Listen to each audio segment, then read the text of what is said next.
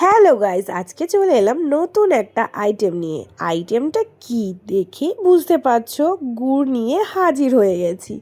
তো এটা ছিল আখের গুড়, আর সেটাকে আমি গলানোর চেষ্টা করছিলাম। পিঠে পুলি হবে?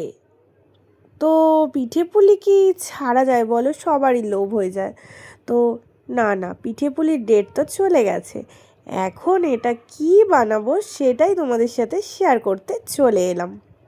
তো চলো, আগে গুড়টাকে ভালোভাবে জাল দিয়ে নিচ্ছি। এই টুকিটাকি জিনিস, এই সব জিনিসগুলো কিন্তু আমার শাশুড়ি মায়ের আগ্রহ দেখে আমি শিখেছি। আগ্রহ বলতে শাশুড়ি মা প্রত্যেক বছর বানায়, আর এটা আমি বিয়ের আগে থেকেই দেখে আসছি। উনি প্রত্যেক বছর বানাবেই বানাবে। শাশুড়ি মা আগে বানিয়ে খাওয়াতো, এখনও যদিও বা বানাচ্ছে, কিন্তু আমারও ইচ্ছা হয় যে আমিও একটু বানাই। তাই আমিও প্রত্যেক বছর এখন বানিয়ে থাকি। তো চলো, অনেক বকবক করে ফেললাম। গুড়টা জাল হতে হতে তোমাদের সাথে একটু আড্ডা দিয়ে নিলাম।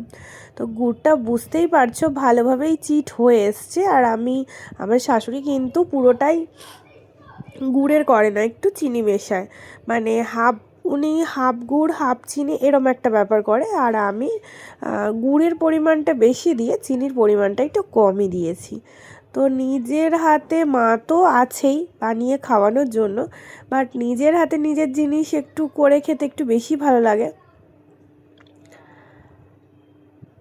আর আমি একটু রান্নার দিকে প্রচণ্ডই আগ্রহী। আমার খুব ভালো লাগে নতুন নতুন জিনিস বানাতে, আমি খুবই ভালোবাসি। তো চলো, আরেকটা কড়াইতে এদিকে কুলগুলোকে একটু জাস্ট তেলে সাঁতলে নেব। তো দেখতেই পাচ্ছ, এর আগেও আমার কুলের আচার বানানো হয়েছিল। দেখে বুঝেই গেছো তোমরা যে এটা কুলের আচার বানাচ্ছি। তো এর আগেও কুলের আচার বানানো হয়েছিল, বাট আমরা সব ভাই বোনেরা এক জায়গা থেকে সেই কুলের আচারটাকে পুরো খতম করে ফেলেছি। তো চলো, তাই আবার একটু বানিয়ে রেখে দিচ্ছি, কারণ পুরো গরমটা তো কাটাতে হবে। শাশুড়ি মা তো আছেই, আর নিজেও একটু সাফিসিয়েন্ট করে রাখছি, এই কি স্টক।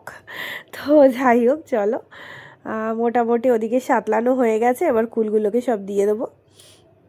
তো তোমরা কে কে বাড়িতে কুলের আচার বানাও অবশ্যই জানাবে। হ্যাঁ, তবে আমি শুধু কুলের আচার নয়, কুলের আচার, আমের আচার, তেঁতুল, এইসব সবেরই আচার বানাই। আর আমার শাশুড়ি মা কিন্তু চালতারও আচার বানান। চালতাটা ছাড়াতে অনেক ঝামেলা বলে আমি চালতার আচার এখনও বানাইনি কখনো, কিন্তু কুলের, আমের, তেঁতুলের এগুলো বানিয়েই থাকি। তো যাই হোক, আপাতত সুনাম আছে কুলের আচারটা বানানোর।